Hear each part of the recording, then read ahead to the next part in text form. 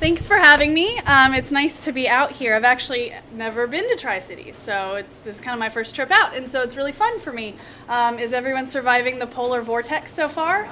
It's freezing to death. It's cold outside.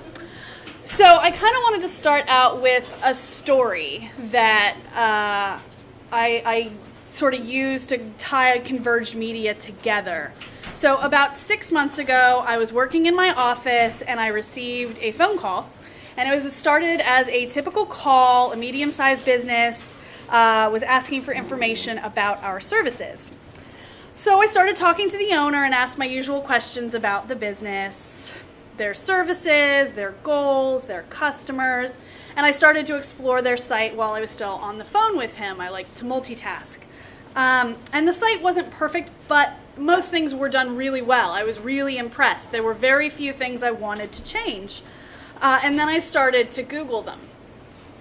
And I didn't find any results on their name. So I did a new search, and there were no results on their top keywords. So I did another search. There were no results anywhere. I kept searching, and after probably 15 different search queries, I had to stop him. So can you tell me a little bit about what you've been doing with your marketing for the last year or so? And then there was a long pause, and he said, well, actually, we hired an SEO company, and I think they did something wrong. So I immediately had a bad feeling. I had my suspicions, but I really needed to be sure. So I pulled all the data, I ran a detailed analysis, and I looked at everything of theirs that I could possibly get my hands on. And I had to tell them in no uncertain terms that they had been blacklisted from Google. They were not showing up in the search engines for anything. Half their internet traffic had disappeared. Sales had dropped significantly. Their phones had literally stopped ringing. Something needed to change, and it needed to change quickly. Now, I've told that story before, and it's usually accompanied with kind of an alarmed, that's a thing? It's a thing. Being blacklisted from Google is a thing. Google runs this town like Jay-Z and Beyonce, so we have to do what they say. So what does all that have to do with Converged media? That story, which I'll go back to later, emphasizes the fact that traditional marketing efforts, like hiring a standalone SEO agency or placing too much reliance on any single entity, it just doesn't work anymore. They just don't. The world has changed too much to use traditional approaches to marketing. So with that story in mind, I'm telling you that the approach marketers take to traditional media is dead. Now, I didn't say that newspapers or radio or TV is dead, because that's just simply not true. The thought is that traditional media is typically considered newspaper, TV, or radio, but that's misleading. Traditional media is defined as the mechanisms of communication that existed before the internet. But we can't treat our clients and our customers as we did before the internet. You can't go back to that time before the advent of the web. We can't go back to dial-up internet, mangled phone cords, time-consuming mixed tapes, and truly, who wants to? We feel empowered to be here with our wireless Wi-Fi devices with an option to create our own playlist anywhere we go that we can take with us. The digital world in which we now live is too fundamentally altered, from how we receive news to the marketing messages we see, to treat it as it was before the internet. My 4-year-old son saw a corded phone, and I swear to God, he laughed at me when I told him it was a phone. All this from a kid that could unlock my iPhone before his first birthday. We all used Encyclopedia Britannica and public libraries to research and source. Dial-up internet was a revelation when it came out, and when we needed to contact somebody, we used a phone book. Think to yourself, when was the last time you picked up an encyclopedia or used an AOL CD for anything but a coaster? When was the last time you found a phone number in an actual phone book? Yellowpages.com does not count. If we approached our businesses with these antiquated practices, we'd be left behind. We have to evolve. So what'll it evolve into? What's the next step in marketing? I'm here today to talk about converged media as the new standard. But before we dig into that, we have to understand what converged media is. Converged media, at its most basic level, can be defined as the unification of every available marketing channel. Print, television, radio, digital, mobile, search, desktop, and of course human, that allow marketers to tell stories and present information. And once we understand what that all is, we need to learn how to use converged media as the overarching principle that crafts the stories and the experiences that we create. Converged media isn't a strategy, it's the game. Now, I didn't invent converged media. I didn't even invent the phrase, but I use that phrase a lot. So much so it's not really a phrase to me, it's how I run my business. The idea of true converged media is the reason I started Smarter Searches. In fact, converged media inspires every action we take with every client of ours. Every meeting with every client, every action from every employee uses converged media as the model and method of what we do. So, every day, how many times a day do you think you check your phone? 182. Wow, that was remarkably close. The average person checks their smartphone 150 times a day. 150 times a day. So if you consider that you probably aren't checking your phone while you sleep, though maybe you are, that's once every 7.2 minutes, which means that each one of you will potentially check your phone 6 times during this presentation. Do you know who you are? Unless you're live tweeting, in which case, carry on. At last count, 23% of the planet uses Facebook. What does that mean? It means the populations of Facebook and China are roughly the same. YouTube users watch more than 3 billion hours of video per month.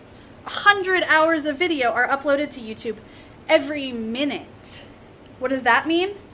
That means there's been more content added to YouTube in the last 2 months than NBC, CBS, and ABC have cumulatively created since 1948. Admittedly, some of that YouTube content leaves something to be desired in terms of quality or production value, but the volume is quite staggering. There are 340 million tweets sent each day. That's almost 4,000 a second. 4,000 a second. What does that mean? I don't really know what that means, but it's a really staggering number. So I've been speaking for about 8 minutes, and I just killed the old approach to traditional media. So what's next? Where are we going? The next 5 years of marketing innovation are going to be driven by the quest to create remarkable digital experiences. And I love this slide because I kind of feel like Kermit the Frog's going to jump out of the curtains. Remarkable digital experiences don't just mean desktop interaction. A remarkable digital experience is the now. It's in everything we do. It's everywhere we go. Isn't remarkable a great word? I really love that word. Seth Godin singles out that word a lot because remarkable means nice, but it also means worth remarking on, worth making a comment about, worth engaging with. What is remarkable? Ads aren't typically remarkable, but experiences are remarkable. The best digital experiences only happen in the convergence of media sources. So here's an example. You're looking for a shirt. You want to find a shirt and you want to buy one, something like this one. And you don't want to order it online because it might be clingy or the color might be wrong. You want to see the shirt. But you still hop on Google and you look for vintage t-shirts in Johnson City. You find a store listing that looks promising and you go to their site. You find their location information and hours easily. You browse their selection, and when you have time, you go to the store. And then you purchase. And now you're ready to pick up your device because maybe you're going to take a selfie in your new shirt. Or you're going to text a picture of that shirt to a friend. Or you found a gift in the store for a friend. Then you like the store on Facebook, you follow them on Instagram, and you leave a 5-star review on Yelp. You came, you saw, you liked, you bought, but then you also had a satisfying experience. Part of that satisfying experience was based in relationships. A new relationship with the store, a digital relationship with your friend, an ever-growing relationship with your device, as if most of us could get any closer to our phones. And all of this led you to have a satisfying connected experience. It wasn't about web versus brick and mortar. It was about satisfying a need and providing a consistent experience. It included mobile, desktop, website, human, and in-store experiences. Customers don't think, wow, what great user experience on this website, unless you're like me. They don't think, wow, what incredible navigation they have on their site. They just don't. They think, man, I love that store. And that's it. It was a remarkable experience. So today I want to talk about the 3 main approaches to converged media that'll help you navigate the ever-changing digital revolution. Number 1, shut up and listen. Number 2, stop competing and start cooperating. And number 3, know thy data. So back to my blacklisted clients. The official diagnosis was they had a Penguin 2.1 algorithmic penalty, which was caused by spammy link building tactics from their previous SEO company. We've involved everything from their social posts, to their blog, to their reviews, to their website changes, to their data and analytics, and it's taken months to recover. The reason we've been successful is because it wasn't about selling them a product. It was about changing their entire approach to achieve web visibility and ensuring that they were part of that process. We had a tangible issue to correct, Google Purgatory. But it took no less than 8 different platforms, 5 software tools, and a unified strategic plan to help them correct the extreme problem. How did we figure out the plan? We had to shut up and listen to our client's story and their goals. We had to cooperate together and use multiple platforms to achieve a common goal. And we all had to know and understand the piles of data that was available. Then and only then were we able to get them out of digital purgatory. So number 1, shut up and listen. Media convergence is all about engaging the user in experience, not interruption. Now, in most articles about converged media, you hear about the 3 divisions, paid, earned, and owned. Paid media is essentially advertising, whether it's print, radio, TV, PPC, banner. Earned media is traditionally PR or media coverage. Owned media is what you create in-house, brochures, blogs, your website. So where does social media fall into that category? Everyone uses social, but it's all 3. Paid post promotions and advertising on social platforms is paid. User-generated content, posts, retweets, conversations, and hashtags are earned. Owned media is the content that you yourself are posting. Successful social media can't exist without incorporating all 3. And the number 1 inalienable, sovereign, unbreakable rule of social media is listen. Listen to your customers and your employees. Listen to your critics and your tribes. Listen to your requests. And above all, listen to your data. 55% of businesses using social media don't respond to their customers. 67% have no means of measuring what's being said. And 70% of global brands don't engage with their customers on social media at all. That's an awful lot of talking and not a lot of listening. Brands that don't listen create an experience like this. You're in the market for a new car. You do your online research, you've read the blogs, you've read the reviews, you've picked up magazines. You know what you want. So you pick out a make and a model and you go to the website for that auto dealer. You can choose the color, click which packages you like, customize it, play around with trims, look at 15 different angles of the dashboard, and then you decide it's time to drive one. So you check the inventory of a local dealer in your area, and on their site it lists the exact make, model, and package of what you're looking for. So you go to the dealership to take your dream car for a spin. And then when you arrive, you show the car salesman the specs that you took the time to create online, and they say they don't have the car anywhere on the lot. What do you mean you don't have the car? It was on the inventory an hour ago. Not only do they not have the exact package you want, they don't have the right year or the right model, but maybe there's one at their Atlanta location, like 300 miles away. Surely that's not right. There's no way it's sold out that fast. And now you feel as though your entire day was wasted and you've just had a remarkable digital experience. A remarkably bad digital experience. On the opposite side of the spectrum, Arby's is incredible at listening to their fans and giving them what they want. Arby's has 280,000 Twitter followers. When Pharrell went to the Grammys with that silly hat, Arby's tweeted, "Hey Pharrell, can we have our hat back?" And it was Arby's that was the story of the Grammys. That one tweet was retweeted more than 80,000 times. More people remember that tweet and that hat and Arby's from that night than who won Album of the Year. Does anyone know who won Album of the Year this year? It was Daft Punk. I actually had to look it up, but I remembered the hat.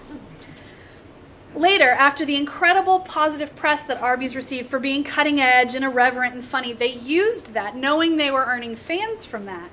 And when Pharrell sold the hat on eBay for $44,100, it was Arby's that bought the hat. Michigan! Not exactly my dream destination, and given how cold I am today, it's really not on my list.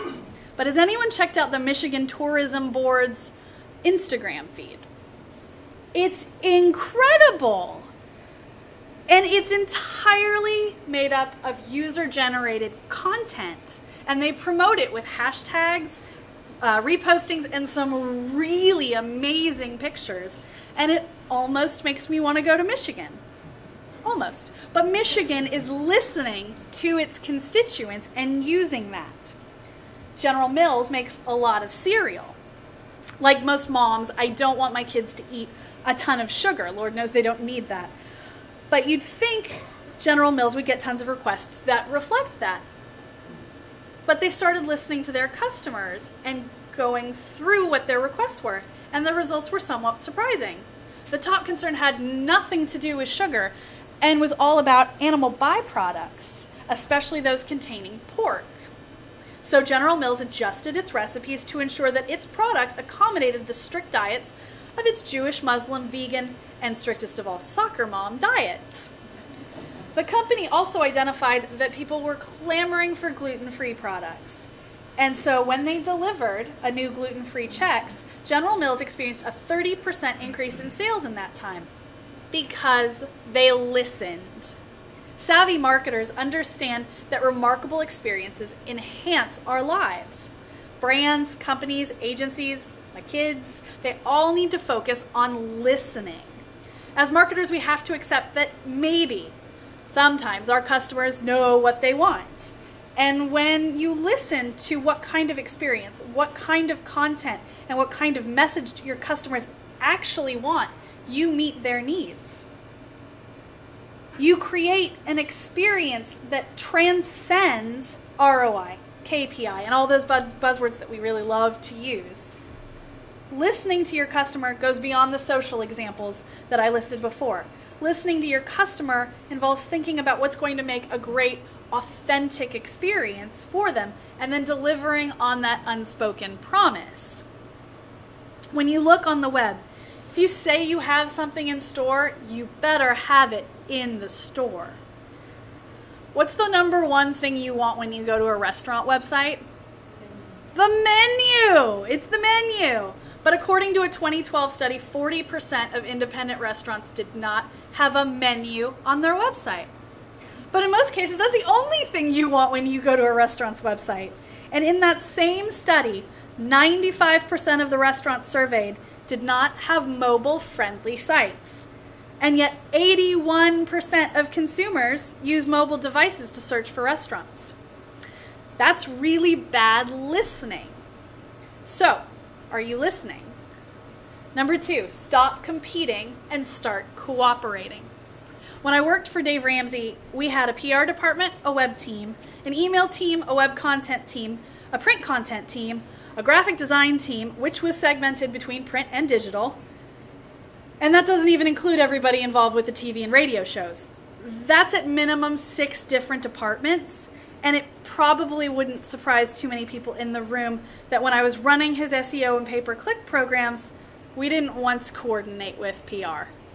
We didn't once coordinate with graphic design or print. It was all segmented and divided, and that's not an insult to that organization. For one thing, it was 8 years ago, and a lot's changed in that time. But it's an example of how traditional media functions. Everyone has their niche, and they stay in their cubicle working on their products, and that's the model. Too often, we're still trapped in those divisive departments and segmented silos that defeat the purpose of marketing. This forces everybody into a competitive, combative environment where peers end up working against each other rather than interacting together to build up a brand. The best companies understand that marketing doesn't exist in silos. The most innovative brands are the ones that think in terms of relationships. They understand that channels are irrelevant to the customer. They want an ongoing relationship with a company that provides the best possible product and the best possible experience. So the first brand that comes to mind in this instance is almost always Apple. Apple considers itself a lifestyle brand despite the fact that iPhones, iPads, and Macs are tech products. The iPhone was the primary cause for the sales drop of iPods.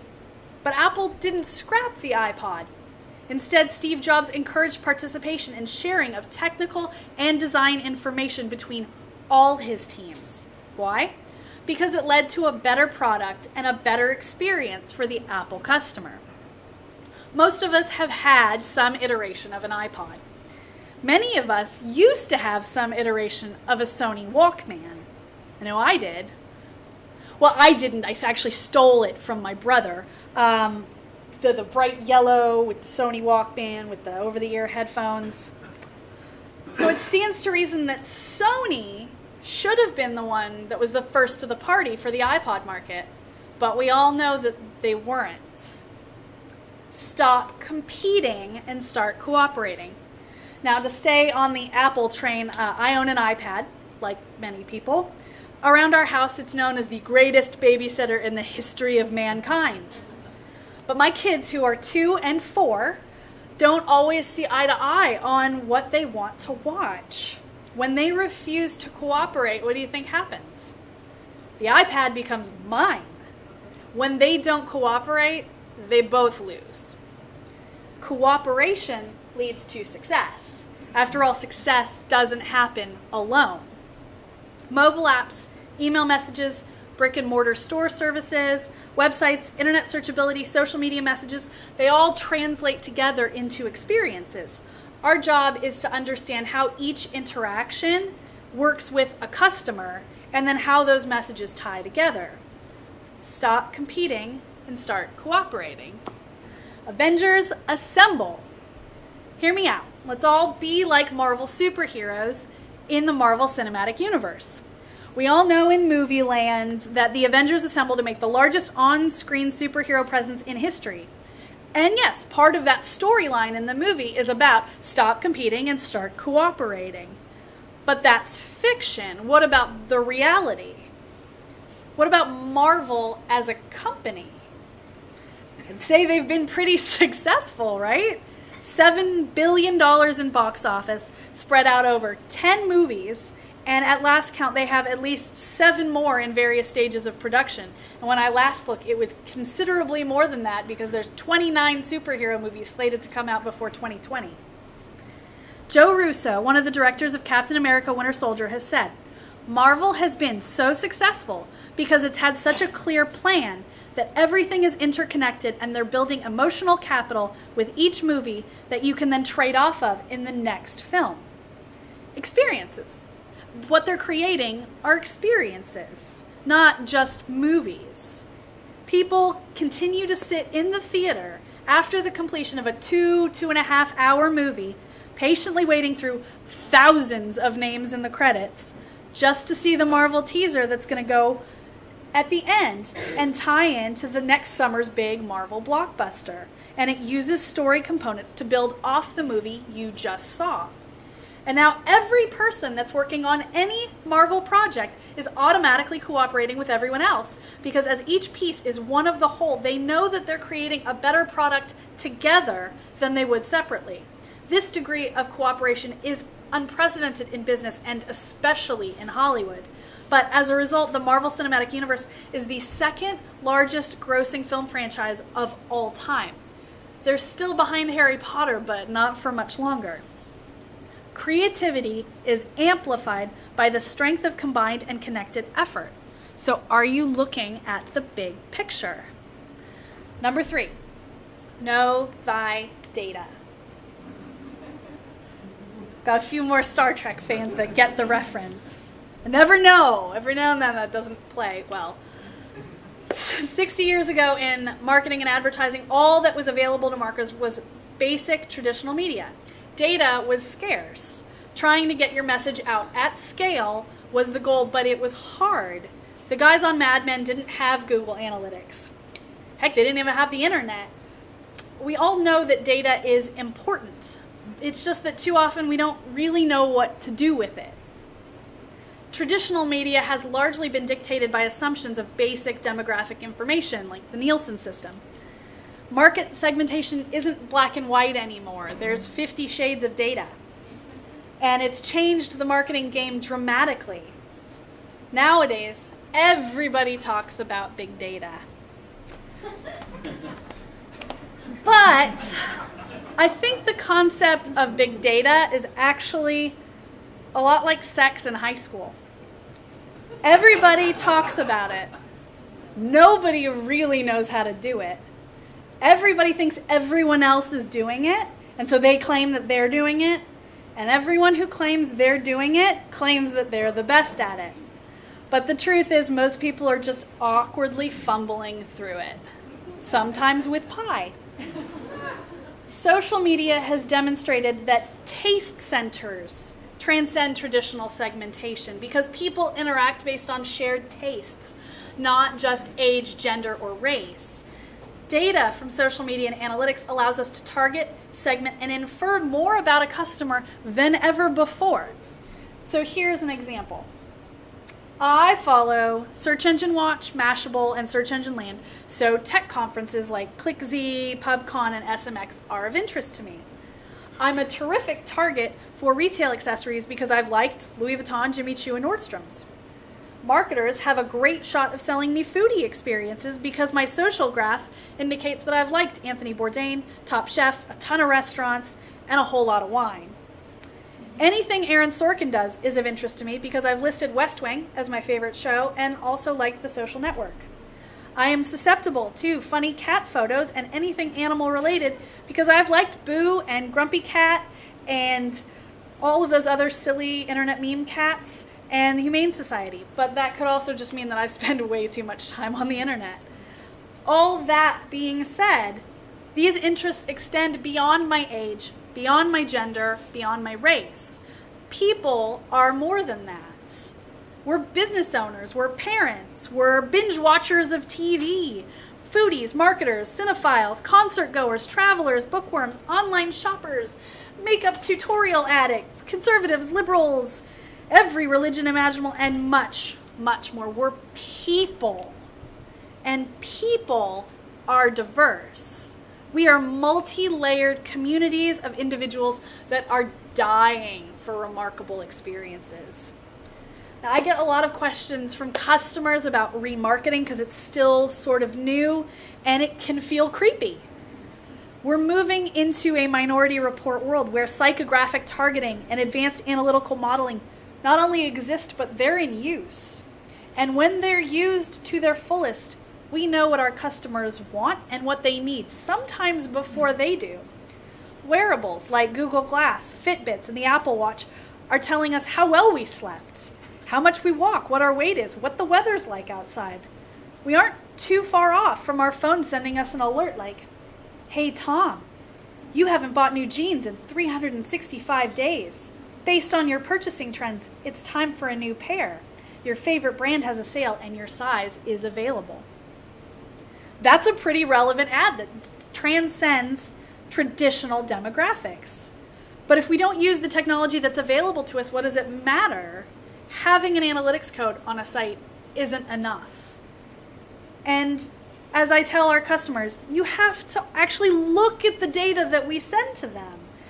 And if you can't, you need someone to do it for you, because without the data, you are throwing money away. Companies leveraging big data would financially outperform their competitors by more than 20%. You can have data without information, but you can't have information without data. Data without the information is like getting on the field at Neyland Stadium without helmets and pads and not knowing the plays in the playbook. That works better in Knoxville. I was trying to come up with like a NASCAR reference and I just didn't have it. I was trying. Know thy data. So the 3 points again. Shut up and listen. Stop competing and start cooperating. And know thy data. By employing converged media and following these 3 approaches, you're not only taking advantage of marketing's innovations, you are preparing yourself to tell great stories and share great content. Some of the most successful household brands have adopted the full concept of converged media. One of the best examples of converged media that also combines all 3 of the practices I talked about today is Netflix. They provide a seamless end-to-end process that is cohesive in everything that they do, including emails, customer service, and recommendations, which, by the way, accounts for 75% of what people watch. Now, not all of Netflix's history has been sunshine and roses, but they have defied expectations many times through their history. I still remember that fateful day in July 2011 when I got my email from the Netflix CEO, Reed Hastings. He'd eliminated the subscription model offering access to DVD rentals and unlimited on-demand streaming. Within 1 quarter, 800,000 subscribers had quit, including me. I think I was the one that really put him over the edge. But then something amazing happened. Netflix listened to their angry customers. They weathered the storm, listening to what kinds of programming people wanted, and they signed deals with Disney, bringing Star Wars and Marvel films into the Netflix fold. And then they made the news again in October 2013 with just a live chat. A customer started their live chat to report an error on his streaming of Parks and Rec. The Netflix rep began by introducing himself as, "This is Captain Mike of the good ship Netflix. With which member of the crew am I speaking?" The customer played along and identified himself as Lieutenant Norm. Captain Mike proceeded to ask Lieutenant Norm questions about the problem, which included quasi-Star Trek references like, "Lieutenant, visual displays are erratic," and warnings from Captain Mike about watching Netflix in the Bermuda Triangle. By the end, Lieutenant Norm had such a great creative interaction that at the end of the chat, he actually said, "This is possibly the best customer service experience I have ever had." This was a highly satisfying experience for Lieutenant Norm. He is a Netflix fan now. But then something even more remarkable happened. The live chat went viral.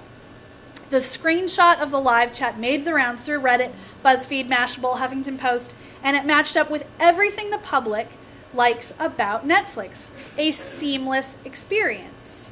A customer's negativity was transformed before our very eyes from a bad experience and turned it into a remarkable experience, not to mention an immeasurable amount of free publicity. They also began creating their own content based on a highly segmented analysis of the data. This data detailed exactly what users watched and how they watched it. They didn't select content based on what men would watch or what women would watch. They didn't pander to their customers. They designed content around the fact that everyone wants to see Kevin Spacey in a role as a diabolical villain who sounds like a Southern gentleman. They know that ensemble dramedies with good writing and edgy themes are appealing, and so Orange is the New Black was born. They didn't create content targeted to a demographic. They didn't just talk at their customers. They didn't work against or without each other. They didn't ignore their data. Instead, they used converged media to revolutionize television An example of that being that Netflix was the first network ever to release an entire season of television at once. And boom, binge watching was born. And at the end of the day, people don't always remember the TV show they were watching or what movie they watched, but they remember Netflix. They love Netflix, and they're going to keep coming back to Netflix. We've made Netflix into a verb, just like we did with Google before that. They create seamless, end-to-end experiences by listening to their customers, breaking down the marketing silos, and using multivariable data models to determine exactly what content their customers want to see. As a result, they have more than 50 million subscribers in 40 different countries that watch over 1 billion hours of Netflix each month. Now, admittedly, Netflix has 2,000 employees and a total revenue of $4.37 billion. They have people who can do all of this for them. But what about the small businesses, the ones with small budgets that can't afford the best minds in Silicon Valley? Well, it's not hard to scale down these results. A small business customer, say a carpet cleaner, that serves a local area can still use these ideas. Think back to the example I gave about shopping for the t-shirt. You can create a remarkable experience by being authentic and ensuring all your media sources, paid, earned, and owned, traditional and digital, reflect a positive experience for the user. Excuse me. I hate seasonal changes. They make everything wrong. So I have dogs. Really cute beagles. Really awful beagles as well that are terrible. They're troublesome. And they definitely don't do what they're supposed to. So when I discover an inevitable awful stain, I'm going to grab my phone. I'm going to Google, in my case, Knoxville carpet cleaner, and probably dog trainer, but that's my second search.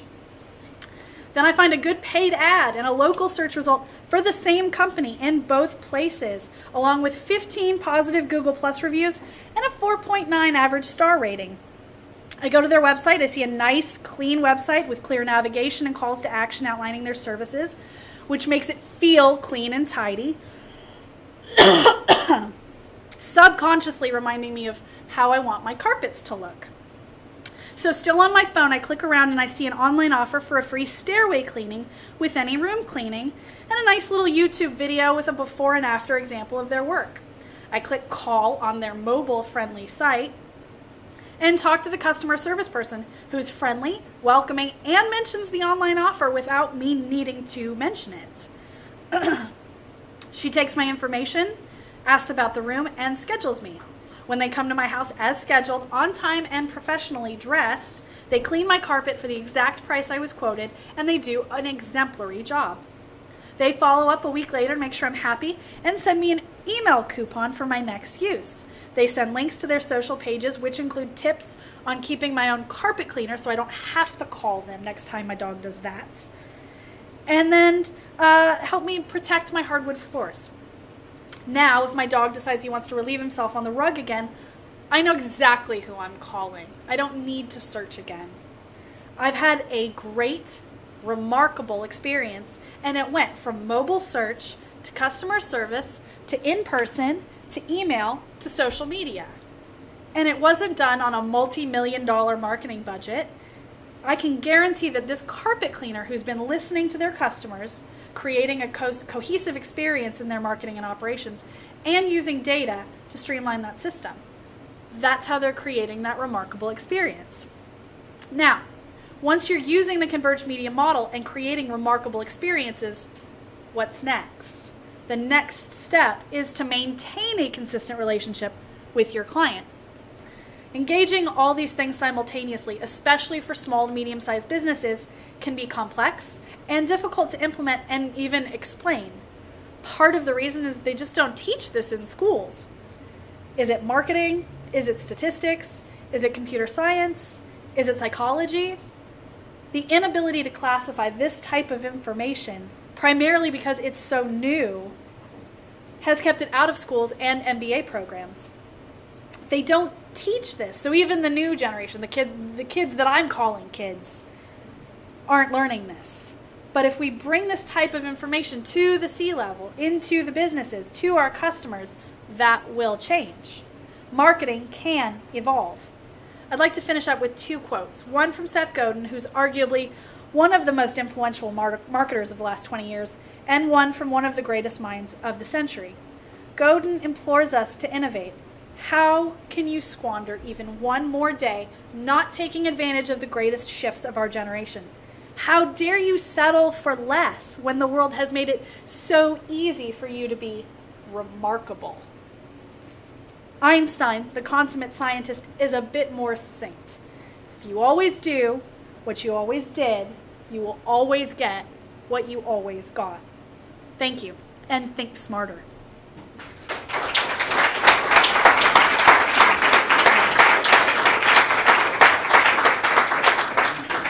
I can take some questions.